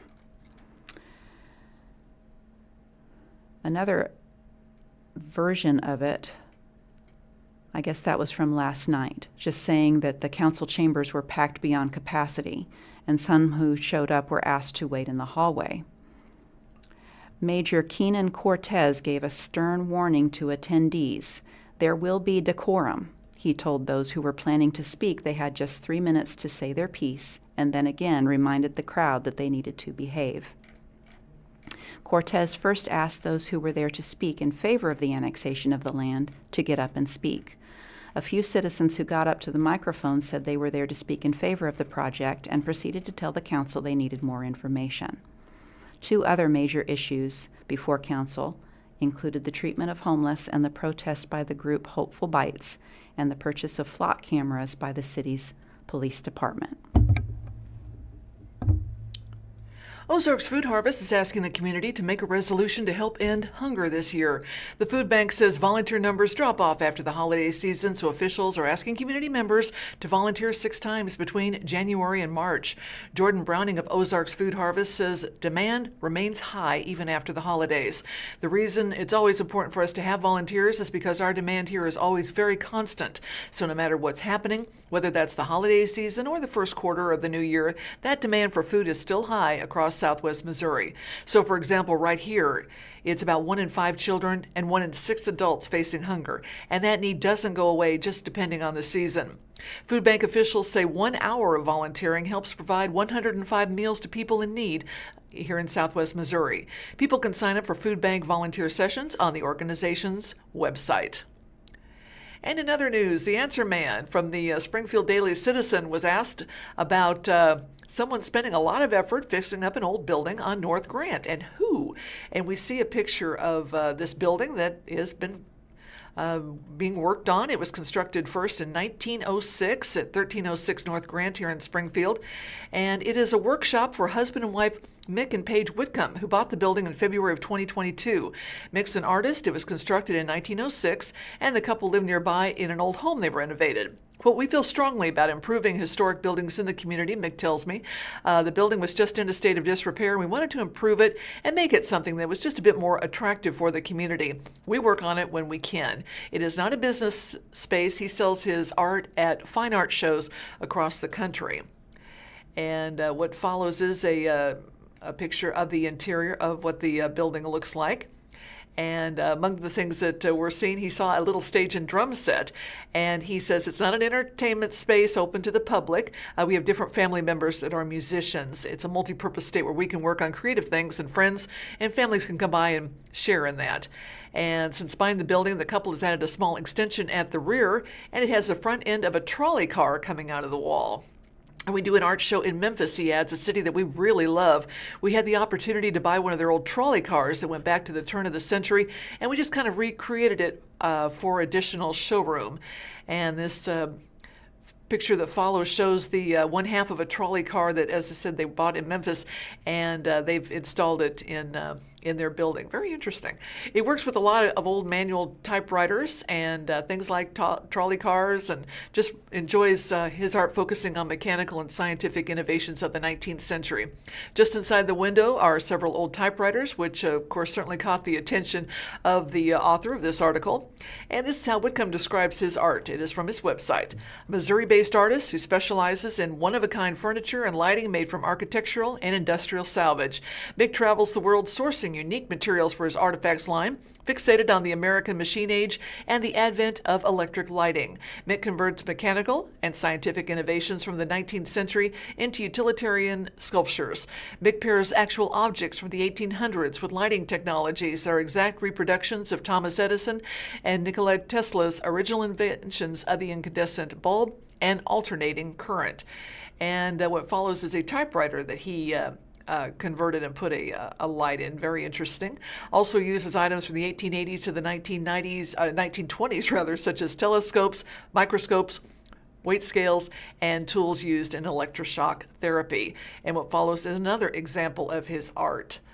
They met in political class at MSU, he and his wife, Mick and Paige Whitcomb.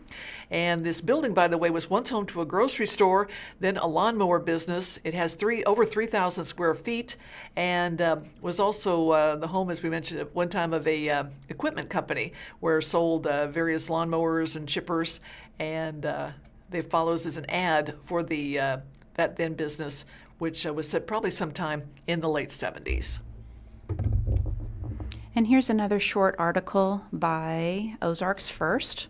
New apartments planned near retail area in southwest Springfield.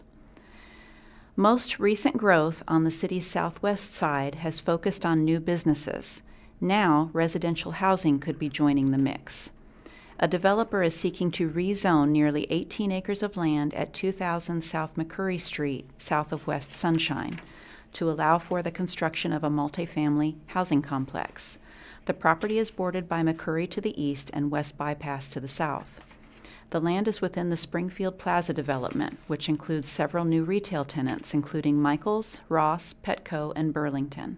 In 2022, the site was prepared in anticipation of offices and retail construction. Infrastructure such as street lighting and stormwater improvements was completed. According to plans filed with the city, the proposed apartment complex would entail 4 buildings. They would include 2 3-story buildings with 24 units, 1 3-story building with 12 units, a 1-story clubhouse, and an office. The request seeks to zone the land from planned development to a medium-density multifamily residential district with conditional overlay. The plan was presented to the Planning and Zoning Commission. Next, it heads to the City Council in February for a public hearing on the matter.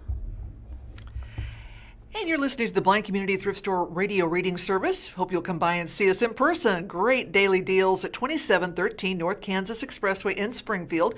Veterans receive a 25% discount every day, providing significant savings as a token of appreciation for their service. And additionally, the store features a weekly clothing sale where all clothing items are available. Listen up, 50% every Wednesday. Seniors age 55 and older benefit from a 25% discount as well every Tuesday, making shopping more affordable for the senior community. Well, in sports news, Cardinals team president Bill DeWitt III says the team isn't going anywhere, but at some point soon major renovations will need to happen at Busch Stadium, and a new state law opens the door for Missouri taxpayers to help pay for it. Quote, "We're committed to this building, this location, this city," he says. DeWitt III made his intentions clear during the winter warm-up over the weekend. The Cardinals plan on being in St. Louis long-term, but their iconic stadium needs fixes, dealing with a stadium that's 20 years old. So he said multifaceted renovations are likely coming soon. While it's not clear what those stadium changes will look like, other teams in Major League Baseball have recently made plans for bigger video boards, improved concessions, and infrastructure upgrades. The news comes after Missouri legislators passed a bill last year that allows up to 50% of state funding for stadium upgrades, intended to keep the Royals and Chiefs in Missouri, but that we might be able to piggyback on as well, says DeWitt. And while the Chiefs are leaving for Kansas and the Royals situation remains unclear, nothing in the bill excludes the Cardinals as it applies to Missouri professional sports teams. Down the road from Busch Stadium at Tin Roof, management likes the idea of something that could lure more fans downtown. Well, anything that can bring people to downtown Springfield is a blessing, says Larry Reed. Tin Roof St. Louis General Manager Larry Reed cited bars like nearby Wheelhouse closing recently. Cardinals' attendance issues haven't helped with the team falling from second in attendance to 19th in Major League Baseball in just a 3-year period. That's led Reed to get creative in bringing in customers. "We've got to try and pick up the slack. If people aren't going downtown for the Cards games, get them to come downtown for Tin Roofs," he says. But he's hoping stadium changes could lead to long-term success. "As much foot traffic as possible is the best-case scenario," said Reed. In terms of a timeline, DeWitt said they're likely going to wait until after the Royals make their decision on their stadium project, and then the Cardinals will move forward with their own renovations. And here's an article for, let's see, the title says Hunter Harvests Legendary Cactus Jack Buck in Missouri, in Pierce City. Luke Beatty finally harvested the buck he had been chasing, an unusually antlered whitetail known among locals as Cactus Jack. Beatty, a Lawrence County hunter, first spotted the deer while driving home from church one archery season in November 2025. And we see a photo here of him in all of his hunting garb. The sighting convinced him to return to private land near Pierce City early the next morning, according to a press release by Sarah Carnes with the Missouri Department of Conservation. At around 10 a.m. November 10th, Beatty saw the buck moving through the woods and began rattling antlers to imitate sparring deer, a common tactic used to draw in dominant bucks. When the deer continued on, Beatty waited about 15 minutes before trying again. This time, the buck responded, the MDC said. After a series of grunts, the deer turned and walked into Beatty's shooting lane, stopping about 17 yards away. Beatty, positioned about 10 feet off the ground in a tree saddle, released an arrow from his compound bow. The buck ran after the shot, and Beatty said the moment brought a rush of emotion after years of pursuit. He called his father, who taught him to hunt as a child in North Carolina, then met up with his father and brother. The three followed a trail roughly 150 yards before finding the deer. I knew it was a good shot, Beatty told the MDC. In January, Beatty brought the skullcap to the Missouri Department of Conservation Southwest Regional Office in Springfield for preliminary measuring. MDC private land conservationists Brad Graves and forester Taylor Kennemer, official measurers for the Boone and Crockett Club and the Pope and Young Club, completed the scoring. The buck scored 217 2/8 inches, Graves said.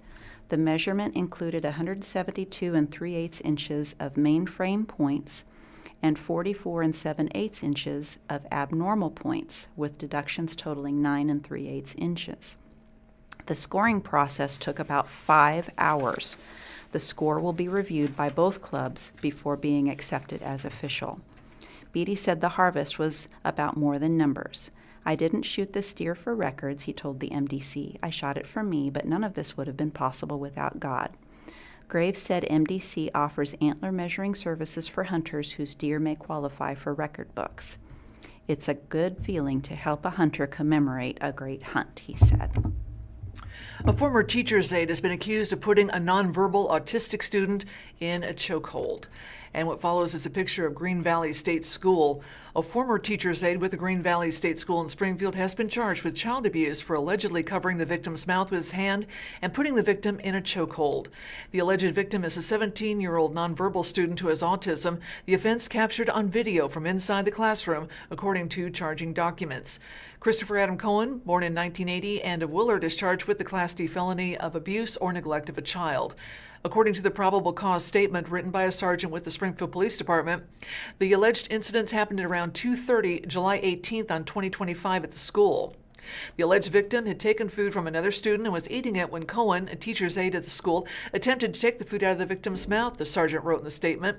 According to the statement, when the victim did not comply, Cohen covered the victim's nose in an apparent attempt to make him spit out the food. When this was unsuccessful, Cohen wrestled the victim to the ground and ultimately put him into a chokehold, the sergeant wrote in the report. According to the statement, the sergeant reviewed video of the incident and described Cohen's placing pressure on the victim's mandible as such, quote, based on my training and experience, causing significant pain, particularly to children. Multiple witnesses provided similar accounts of the incident, according to the statement, and also described the victim as, quote, screaming a lot during the restraint. Witnesses described Cohen's alleged handling of the situation as extreme, using more force than needed and making them uncomfortable, the sergeant wrote in the report. When the sergeant contacted Cohen by phone, he allegedly claimed everything he had done was a medical intervention, that no crime had occurred, and the child was not injured. Cohen declined to be interviewed further. According to the statement, Cohen was terminated following the incident. Cohen demonstrated a willingness to use prohibited and dangerous restraint techniques on a vulnerable, nonverbal autistic student in response to a minor behavioral issue, taking another student's snack. His actions included multiple techniques known to pose serious risks of injury or death, including restricting breathing and applying pressure to the neck, the sergeant wrote in part. Quote, the video evidence shows an escalation of force rather than de-escalation, with Cohen continuing to apply dangerous techniques even after the situation could have been resolved. Additionally, his willingness to employ dangerous physical intervention is an educational settling intervention in an educational setting demonstrates a lack of impulse control and disregard for established safety protocols that pose an ongoing risk to other vulnerable children. Cohen characterized his egregious actions as a medical intervention, the police sergeant wrote in the report. As of January 20th, prosecutors had requested a warrant for Cohen's arrest, but he was not in custody, according to online court records. All right, looking at other holidays that are set for January 21st, did you know that it's actually today Squirrel Appreciation Day? Taking place in the dead of winter, when food for squirrels and other animals can be scarce, Squirrel Appreciation Day acknowledges the role of squirrels in nature and encourages people to put out nuts, seeds, or other food for them. It was created in 2001 by Christy Hargrove, now Christy McKeon, who at the time was a freshman at UNC Asheville, a wildlife rehabilitator affiliated with the Western North Carolina Nature Center and runner of the now defunct Squirrels Are Us website. She wrote that people could simply celebrate by putting extra food out for the squirrels. Squirrels gather food for the winter during the fall. They plant nuts and seeds, even aerating lawns in the process. As winter drags on, they may find that the food they stored earlier is not enough, or that food that is found around them is limited. They likely could use that extra treat today. Squirrels are often known to be a nuisance when looking for food. They are aggressive at bird feeders, often tipping them over and spilling seeds, and are also known to destroy pumpkins on porches and dig up flower bulbs. Giving them food as a gift means there's a better chance the birds can eat in peace and your flowers will come up in the spring. Squirrels, whose name comes from squirros, a Greek word that means shade tail, can be found on most places on Earth, on all continents except Antarctica. They are native to Asia, Africa, North America, South America, and Europe, and were introduced to Australia. There are over 200 species. By one count, there are 268. When most people talk about squirrels, they are referring to tree squirrels, of which there are 122 species. Ground squirrels, flying squirrels, chipmunks, marmots, and prairie dogs are also part of the squirrel family. There are approximately 44 species of flying squirrels, which don't actually fly, but glide. Two of the most common tree squirrels in North America are the western gray squirrel and the eastern gray squirrel, while the red squirrel is more prominent in Europe. However, since 1948, when the eastern gray squirrel was introduced to Europe, the number of red squirrels in Great Britain and Ireland have been decreasing. Not surprisingly, the eastern gray squirrels are viewed as being an invasive species there. The eastern gray squirrel outnumbers any other in the United States. They average just over 16 inches in length and weigh about a pound. Squirrels range in size from a few inches to a few feet. The smallest is the African pygmy squirrel, which averages 3 inches, while the largest is the Indian giant squirrel, which may reach 3 feet in length, including the length of its tail. Squirrels live in drays, which are nests located in trees. The breeding season in the northern hemisphere is long and may last from December through September. Depending on species, squirrels give birth to 1 or 2 litters of babies a year, with 3 to 7 young in each litter. Although the vast majority of squirrels can be seen running freely, most types of squirrels are also hunted for food and some are kept as pets. But on Squirrel Appreciation Day, we remember the importance of squirrels in nature and do our part to make sure they don't go hungry. Show your appreciation for squirrels today by leaving some food out for them. Some commonly left foods include corn and peanut butter. You could attach an ear of dried field corn onto an eye screw and then connect it to a chain that is looped on a tree branch, or you could put some peanut butter on a pine cone.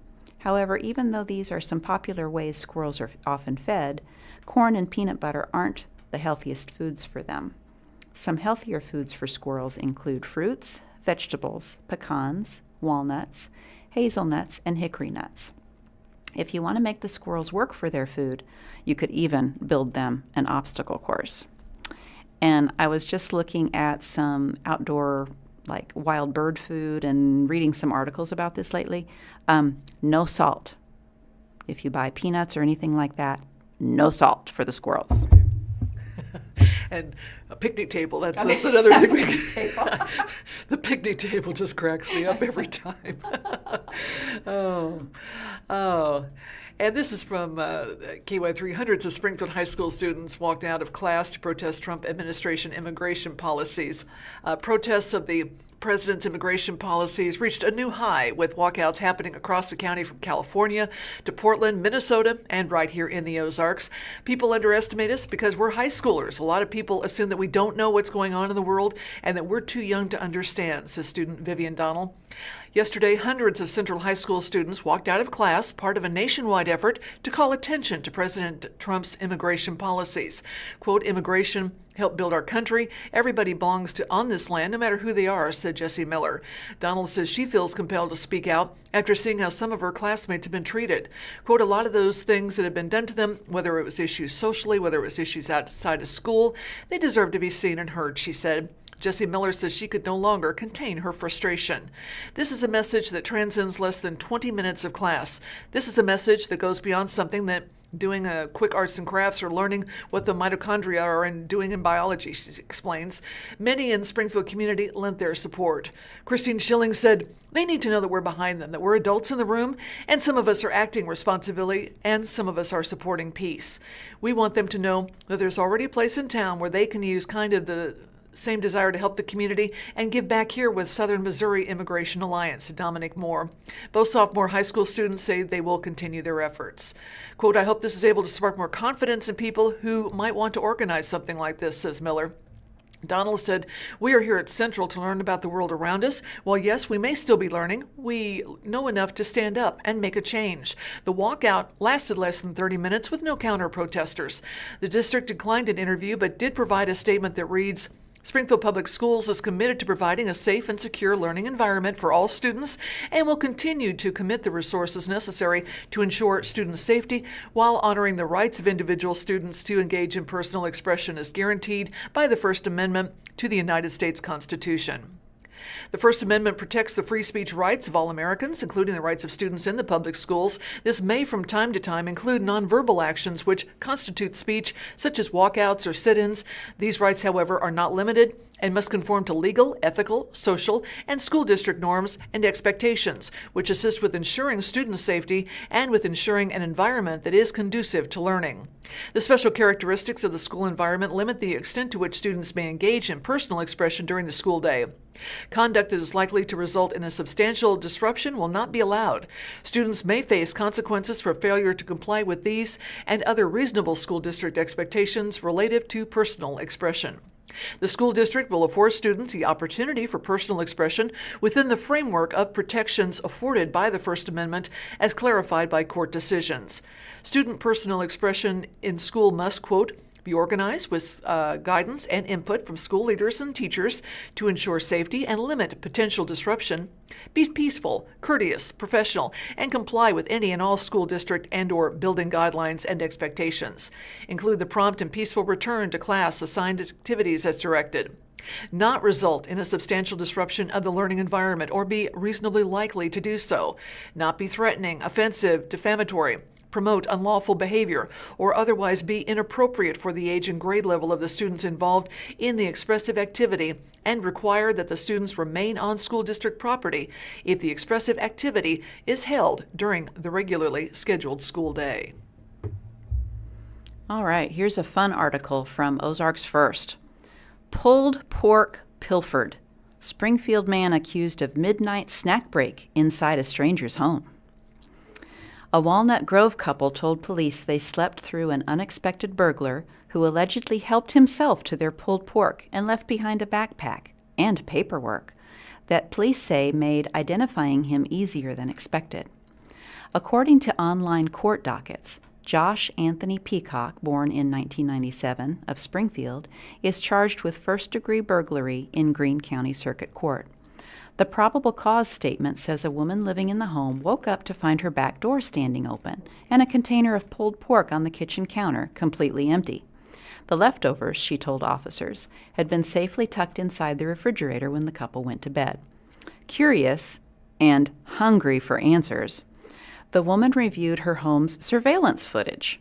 The video, she told police, showed a man sitting on the couple's porch late the previous night, apparently charging his phone before letting himself inside through the back door. He was inside the home for about 25 minutes while the homeowners slept, the statement says. The footage appeared to show the man eating the pulled pork before exiting the residence. The woman told police the burglar left behind what appeared to be a girl's backpack on the porch. An officer found the bag, described as black, white, and purple, containing several charging cords, a black lighter, and a teal phone case. Inside the backpack, police said, was a served order of protection listing Peacock as the respondent. Investigators compared photos associated with the court order to the home's surveillance footage and said Peacock matched the man entering and leaving the residence. He's currently being held in the Greene County Jail with a $15,000 bond set after a warrant was served for his arrest. If convicted, he faces up to 15 years in prison. I swear I thought it was going to be a raccoon. Hey, you can discover something new at the Midtown Carnegie Branch Library. There is always something happening there, from creative gatherings to hands-on learning and fresh chances to explore some new skills. With both a makerspace and the Library District's Computer Training Center on site, this branch offers a mix of programs and tools that you're not going to find anywhere else. So let's take a look at what's coming up and what's available anytime that you'd like to jump in. You can settle in for a cozy, creative afternoon from 3 to 5 on Tuesday, January 27th in the Makerspace. Bring your current read and craft a granny square inspired by its cover while you chat with fellow crocheters. All skill levels are welcome and materials are provided. Now, teens can tour the Makerspace, aging 12 to 18, and you'll get an inside look at the Makerspace from 3 to 5 on Friday, January 30th. Start in the teen room and then head downstairs to explore the machines and learn how to use them by creating a button, bookmark, and sticker to take home. National Seed Swap Day happens on Saturday, January 31st, and the swapping will be happening from 1 to 3 p.m. You can bring seeds of any kind to trade with other gardeners or join the fun, even if you don't have seeds to share. Kids can stop by the teen room to make a craft. Materials will be provided. A chance to check out the Makerspace Open Studio happens on Wednesdays from 1 to 5 or Saturdays from 10 to 2 for ages 12 and older. It's perfect for first-time tours, last-minute projects, and creatives who already have a little experience using Makerspace equipment. Staff will be available to help troubleshoot, and equipment is a first-come, first-serve. And also, you'll get a chance to explore one-on-one computer help. The Midtown Carnegie branch is also home to the library's Computer Training Center, where you can schedule individualized technology help. Just give them a call to reserve an hour with a staff member. They can help with specific questions about using your tablet or smartphone, creating and using an email account, getting started with Microsoft Office products, and a lot more. Just have your specific questions in mind when you make your appointment. That number is 417-837-5011. In entertainment news, an emotional Prince Harry tells court how publisher made Meghan's life a misery. In London, Prince Harry struck a defensive tone at the start of his testimony on Wednesday against the publisher of the Daily Mail tabloid newspaper and left the witness box hours later on the brink of tears. After disputing that reporters used legitimate sources to publish revealing details of his life, he provided an emotional glimpse into the toll that a life in the spotlight and his battle against the British media had taken on him and his family. "They continue to come after me. They have made my wife's life an absolute misery," he said as he choked back tears in London's High Court. Harry and 6 other prominent figures, including the singer Sir Elton John and actor Elizabeth Hurley, allege that Associated Newspapers Limited invaded their privacy by engaging in a clear, systematic, and sustained use of unlawful information gathering for 2 decades, attorney David Sherborne said. The publisher has denied the allegations, called them preposterous, and said the roughly 50 articles in question were reported with sources that included close associates willing to inform on their famous friends. It is expected to name sources during the 9-week trial. Harry said in his 23-page witness statement that he was distressed and disturbed by intrusions by the Daily Mail and Mail on Sunday into his early life, and it made him paranoid beyond belief. It was Harry's second time testifying after he bucked House of Windsor tradition and became the first senior royal to testify in a court in well over a century when he took the stand in his similar lawsuit against the publisher of the Daily Mirror in 2023. Harry, dressed in a dark suit, held a small Bible in his right hand in London's High Court and swore to Almighty God that the evidence I shall give will be the truth, the whole truth, and nothing but the truth. Under the English court practice, Harry presented written testimony of his claims, and after asserting it was true under oath, he was immediately put under cross-examination. Defense lawyer Anthony White, in a calm and gentle tone, began to put questions to Harry to determine if the sourcing of the articles, in fact, had come from royal correspondents legitimately working their sources at official events, or from friends or associates of the prince. Harry denied suggestions he was friendly with journalists who covered the royal family, or that his friends gave details about him in the tabloids. "My social circles are not leaky," he declared. His curt replies and efforts to explain what it's like living under what he called 24-hour surveillance eventually brought the intervention of the judge, who told him not to argue with the defense lawyer.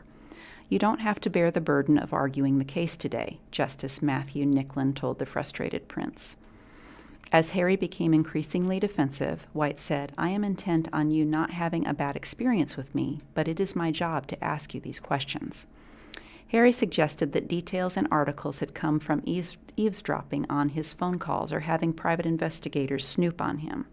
He said journalist Katie Nichol had used the term unidentified source deceptively to hide unlawful measures of investigation.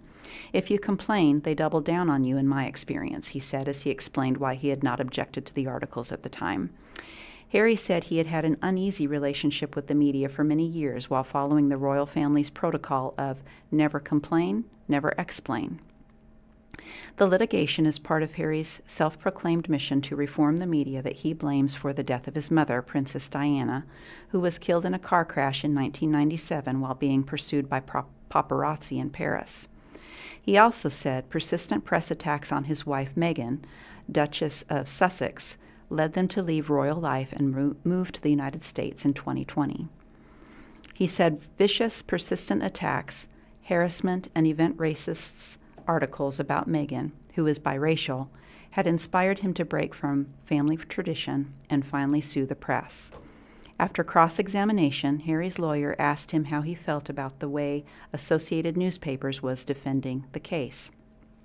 Despite having brought the lawsuit and pushed for a trial for accountability, Harry said it was fundamentally wrong to put all of us through this again, when all he wanted was an apology. "I have never believed that my life is open season to be commercialized by these people," he said. After mentioning his wife, who is not a party in the case, Harry choked up and appeared to be holding back tears as he stepped out of the witness box and walked slowly out of the courtroom. Springfield lands $13.8 million to improve safety on South Campbell. The city of Springfield received this grant, according to a community announcement. The funding coming from the Safe Streets and Roads for All implementation grant and will support the city's Vision Zero goal to eliminate traffic deaths by 2040 and serious injuries by 2050. With a 20% required local match, the total investment is expected to exceed $17 million. The South Campbell Avenue Priority Corridor project aims to reduce crashes on two segments of Campbell Avenue identified in the Ozark Transportation Organization's Destination Safe Streets Regional Safety Action Plan. The targeted areas include Republic Road to Walnut Lawn Street and Sunshine Street to Minota Street. Improvements between Republic Road and Walnut Lawn will include widening Campbell to 6 lanes, adding safety medians, sidewalks, stormwater upgrades, traffic calming measures, and a new pedestrian bridge just north of Primrose Street. The segment from Sunshine to Minota will see an upgraded intersection at Portland Street, protected turn lanes, safety medians, sidewalks, stormwater improvements, and traffic calming measures. The project is expected to build on existing safety investments along South Campbell, including completed intersection improvements at Republic Road and Grand Street, upcoming improvements at Campbell and Walnut Lawn, and the ongoing Sunshine Street corridor study. The City of Springfield is expected to begin working with the U.S. Department of Transportation in the coming weeks to establish a grant agreement, a process that can take 6 to 12 months.